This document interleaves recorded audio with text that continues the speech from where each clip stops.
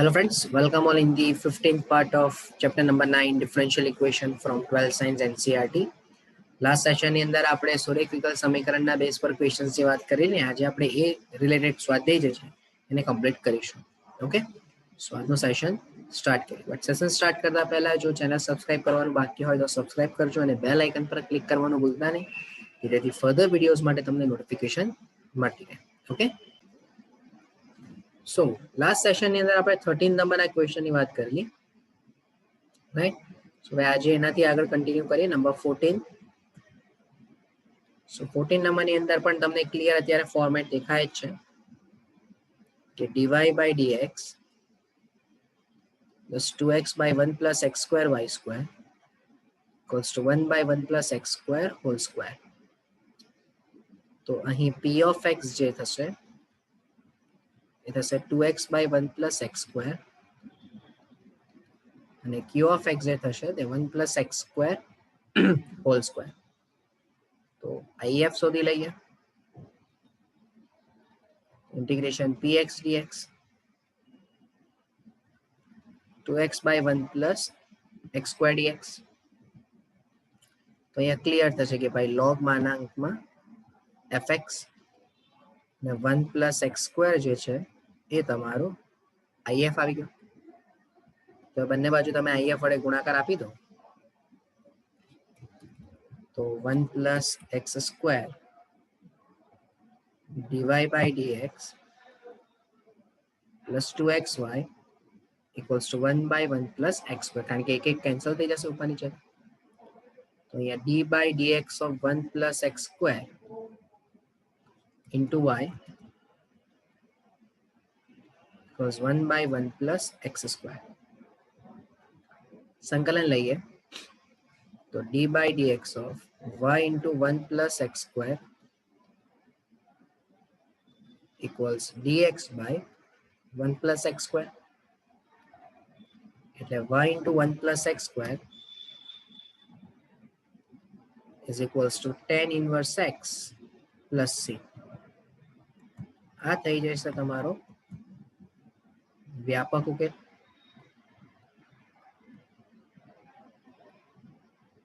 Okay, અને હવે તમારી પાસે જે કન્ડિશન છે કે x બરાબર 1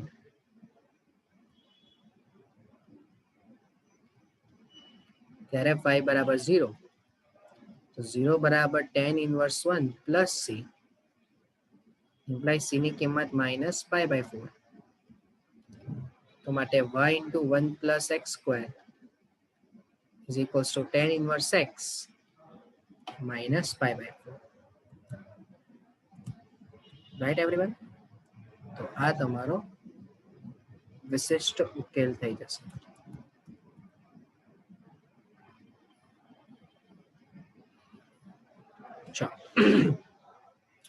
ત્યાર પછી સિમ્પલ ક્વેશ્ચન હતો ભાઈ, સમજમાં આવી ગયો છે. અહીંયા છે તમારી પાસે dy by dx plus minus 3 cot x into y is equals to sin 2x.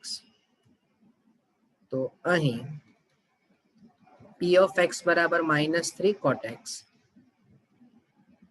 અને q of x બરાબર sin 2x. તો IF પરથી e raised to integration px dx એટલે e raised to integration minus 3 cot x dx. હવે તમે check કરશો તો e raised to minus 3 log માનાંકમાં sin x એનું સંકલન થઈ જશે. એટલે જો મારે વિચારવું હોય તો હું લખી શકું કે e raised to log sin x to the power minus 3. હવે બંનેનો બેઝ e હોય એટલે કેન્સલ, તો એનો મીનિંગ કે 1 upon sin cube x એ તમારા માટે IF આવી જશે. હવે બંને બાજુ 1 upon sin cube x વડે ગુણાકાર આપશું તો 1 upon sin cube x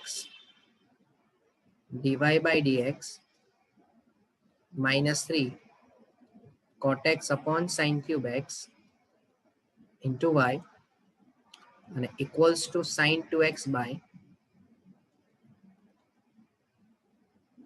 sin cube x. તો આ જે લેફ્ટ સાઈડ જે છે એ થઈ જશે D by D X of y upon sin cube x અને અહીંયા 2 sin x cos x upon sin cube x. તો જો સંકલન કરી લઈએ d by dx of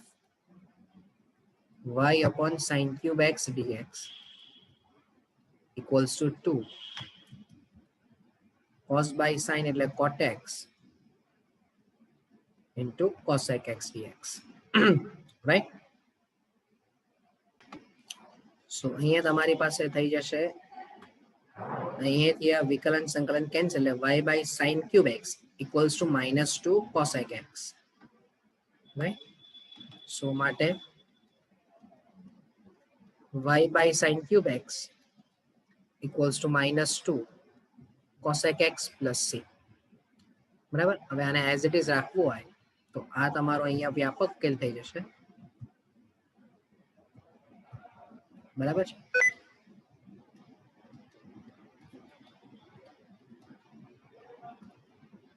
અને વિશિષ્ટ ઉકેલ શોધવા માટે તમને જે કન્ડિશન આપી છે એને આપણે ચેક કરીએ તો કન્ડિશનમાં છે x બરાબર π/2 ત્યારે y બરાબર 2. તો જ્યારે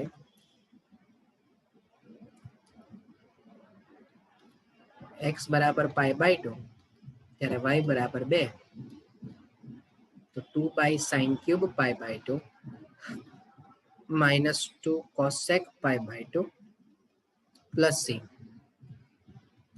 એનો મીનિંગ કે c ની કિંમત 4 મળી જશે તમને. રાઈટ.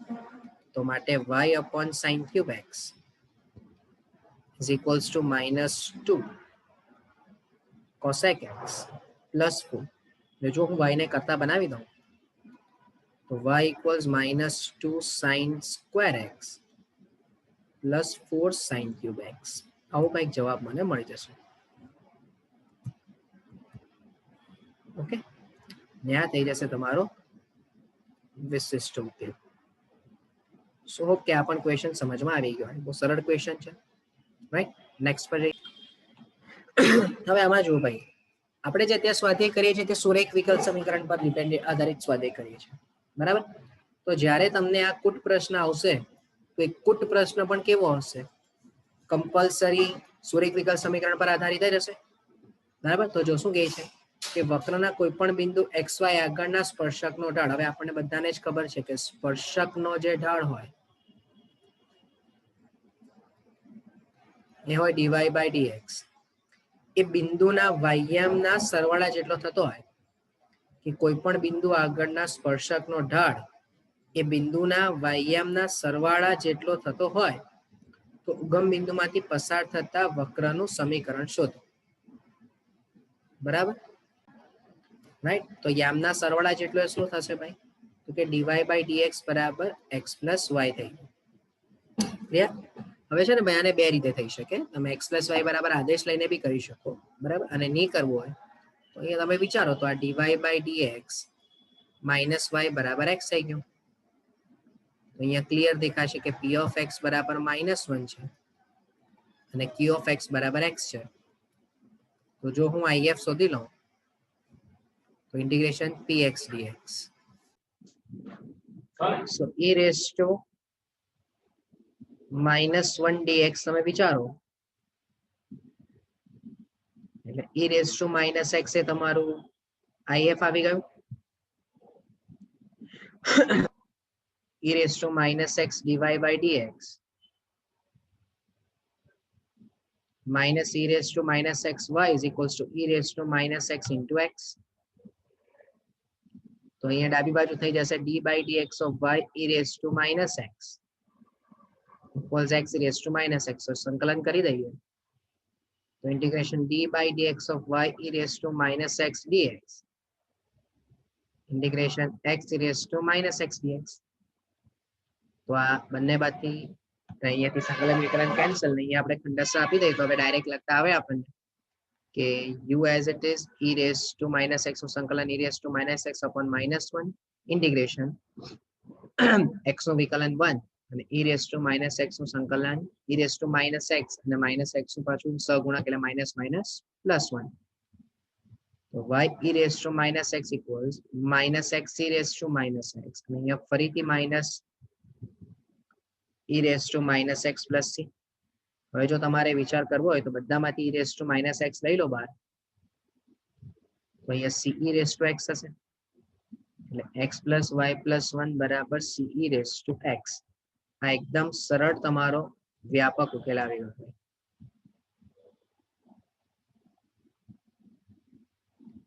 ઓકે, અને હવે તમારે જો વિશિષ્ટ ઉકેલ જોતો હોય તો ઉગમ બિંદુમાંથી પસાર થાય છે એવું કીધું છે.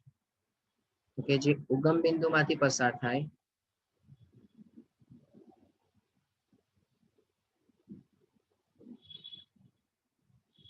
તો 1 is equals to c માટે માંગેલ વક્રનું સમીકરણ તમને મળી જશે x plus y plus 1 બરાબર e raised to x.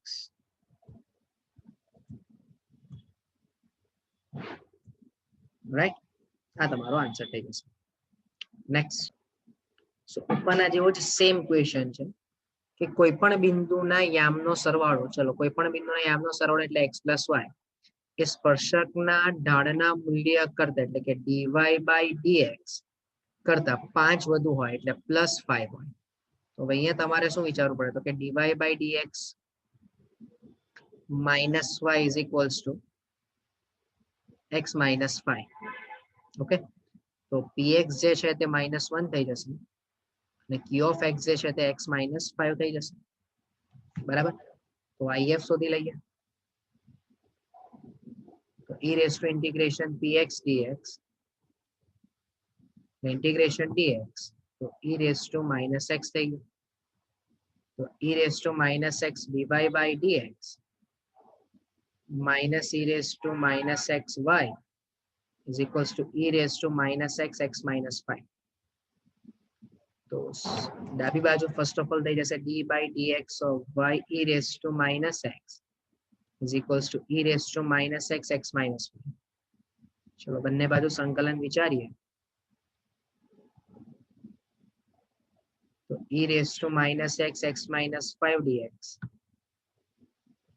તો અહીંયાથી સંકલન વિકલન કેન્સલ, અહીંયા u as it is e raised to minus x upon minus 1 minus u એટલે કે x minus 5 નું વિકલન એટલે 1 e raised to minus x નું સંકલન એટલે e raised to minus x ને આગળ પાછું માઇનસ. તો ફાઇનલી હવે તમને આન્સર મળી જશે minus x minus 5 e raised to minus x ને minus e raised to minus x plus c. બરાબર, હજુ આની અંદર થોડું સિમ્પ્લિફિકેશન આપણે આપવું હોય તો આપીશું. તો સિમ્પ્લિફિકેશન આપવા માટે e raised to minus x થી ડિવાઈડ કરી લઈએ આપણે એટલે y is equals to, સમજો, એટલે y is equals to minus x plus 5 minus 1 plus c e raised to x એટલે x plus y minus 4 is equals to c e raised to x. બરાબર છે, તો આ પહેલું તો તમારા માટે વ્યાપક ઉકેલ આવી ગયું જે 0 2 માંથી પસાર થાય છે એવું કીધું છે. 0 2 માંથી પસાર થાય એટલે 2 minus 4 is equals to c. તો c ની કિંમત આવી ગઈ -2. તો માટે માંગેલ વક્રનું સમીકરણ તમને મળી જશે x plus y minus 4 બરાબર -2 e raised to x. Right, આ તમારો આન્સર આવી ગયો. Correct everyone? ચલો નેક્સ્ટ, ભાઈ બોર્ડની અંદર બોર્ડના પેપર્સની અંદર ઘણી વખત તમને 1 માર્ક્સના એમસીક્યુ માં સવાલ પૂછાય કે માત્ર ને માત્ર સાંકલ્યકારક અવયવ જ શોધો. બરાબર, સમજો, એક જ માર્ક્સમાં એવો સવાલ પૂછી શકાય. તો અહીંયા તમે જે સૌથી પહેલા તો ફોર્મેટ જુઓ તો dy by dx plus minus 1 by xy is equals to 2x square. તો -1 by x અને qx is equals to 2x square હોય if બરાબર e raised to -1 by x dx એટલે e raised to minus log માનાંકમાં x, તો e raised to log x to the power minus 1 એટલે 1 by x આ તમારો answer આવી ગયો. Okay, અહીંયા તમારે માત્ર ને માત્ર શું શોધવાનું છે? if જ શોધવાનું છે. that is c is your answer. clear everyone? Sure. so આ એક્સરસાઇઝ નો ફાઇનલ ક્વેશ્ચન. તો જો અહીંયા તમને dx by dy કરીને આપ્યું છે, right? dx by dy plus y upon 1 minus y square into x is equals to ay upon 1 minus y. તો compulsory અહીંયા p of y એટલે y upon 1 minus y square અને q of y એટલે ay upon 1 minus y square. તો જો તમારે if શોધવું હોય તો e raised to integration p of y dy એટલે y upon 1 minus y square, તો -1/2 વડે ગુણાકાર એટલે -2 વડે ગુણાકાર અને ભાગાકાર આપણે આપી દઈએ તો અહીંયા તમારી પાસે છેદમાં વિધેયનો ઉપર વિકલન થઈ જશે એટલે log માનાંકમાં 1 minus y square. તો અહીંયા તમે કહી શકો કે log of 1 minus y square to the power minus half, તો e cancel એટલે 1/√1 minus y square એ તમારું if થઈ જશે. Right everyone? સો ફાઇનલી આ તમારો આન્સર થઈ ગયો. ઓકે, સો હોપ કે આખું સેશન અને એક્સરસાઇઝ તમારા માટે ક્લિયર થઈ હોય. સો એના નેક્સ્ટ સેશન થી આપણે સ્ટાર્ટ કરીશું final exercise. Okay, so thank you from my side.